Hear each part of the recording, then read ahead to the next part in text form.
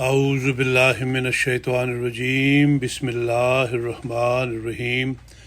ارشاد نبوی صلی اللہ علیہ وسلم، علم کی فضیلت۔ روزنامہ الفضل انٹرنیشنل، جمعۃ المبارک 21 جولائی 2023۔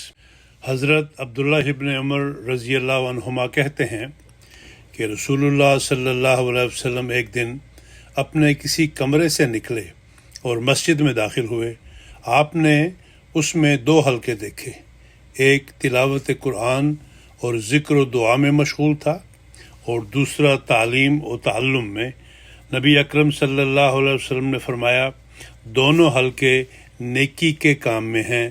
یہ لوگ قرآن پڑھ رہے ہیں اور اللہ سے دعا کر رہے ہیں، اگر اللہ تعالیٰ چاہے تو انہیں دے اور چاہے تو نہ دے، اور یہ لوگ علم سیکھنے اور سکھانے میں مشغول ہیں، اور میں تو صرف معلم بنا کر بھیجا گیا ہوں۔